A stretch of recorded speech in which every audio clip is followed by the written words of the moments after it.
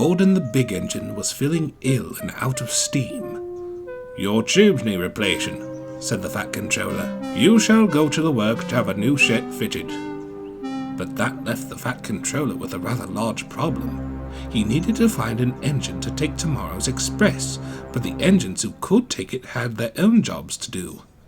"Oh dear," he murmured to himself. "What am I to do?"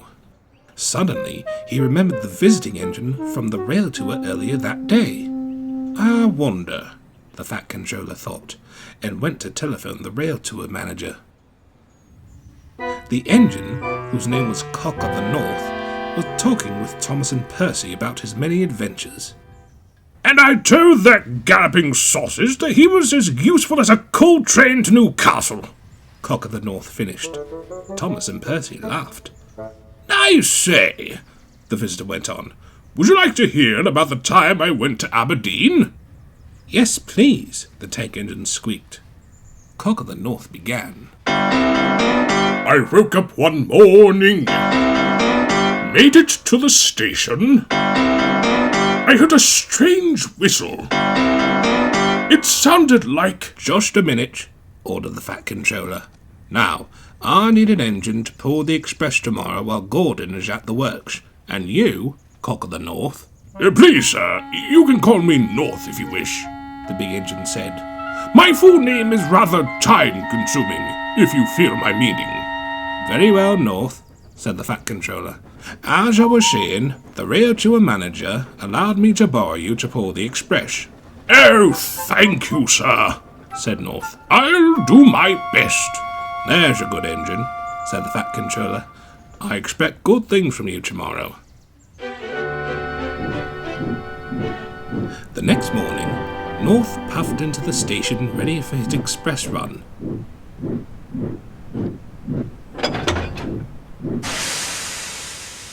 The passengers were very excited to see this new engine taking their train. North then noticed a little boy on the platform. "Hello, young fellow," North said. "Never seen the likes of me before on this island, eh?" The boy shook his head. North laughed. "Say, would you like to hear about the time I went to Aberdeen?" "Yes, please," said the boy. Cock of the North began. "I woke up one morning, made it to the station. I heard a strange whistle. It sounded like—" Just then, the guard blew his whistle. "Oh dear," said North. "I must be off.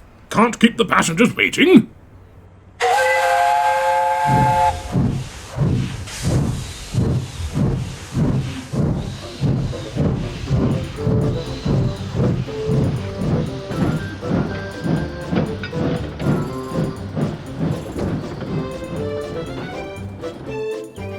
Cock of the North made good time with the express as he pounded along the rails and whistled hello to every engine he met.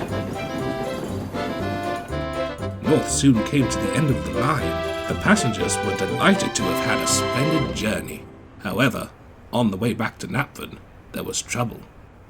As he was speeding along the line, North felt something thump under his wheels. "Ouch!" he exclaimed. "What could that have been?" Suddenly, he heard the squeal of the coach's emergency brakes.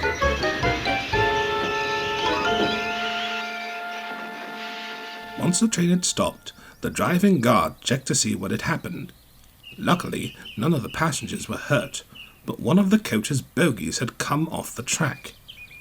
Soon, the driver came back holding a crushed lunchbox. "This was on the line," he said to North. "I wonder who could have left it there." Soon, Thomas arrived with the breakdown train. The Fat Controller spoke to North. "The accident wasn't your fault," he said, "but this could have ended very differently. Objects lying on the line can be very dangerous." "This is what caused it, sir," said the driver, showing him the remains of the lunchbox. A workman overheard the conversation. "Oi, Sid," he shouted to another workman. "Isn't that yours? You were doing truck maintenance over here, weren't you?" Sid looked at the lunchbox and nearly went pale. "So that's where I left it," he murmured. The Fat Controller glared at Sid. "I shall speak with you later," he rapped. That evening, North told the engines all about the day's events. They were glad that everything had turned out all right. "By the way," said Thomas, "you never finished your story of when you went to Aberdeen." "Of course," said North. "Now, where did I leave off?" "You woke up one morning," informed Percy. "Oh, yes, right," said North. "Ahem. I woke up one morning, made it to the station. I heard a strange whistle. It sounded like..."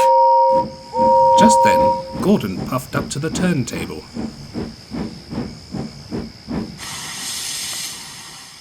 "I've heard you've done well with the express," he said. "Glad to hear it. My tube's been replaced, and I should take over for tomorrow's train." "Oh, so you're Gordon!" North exclaimed.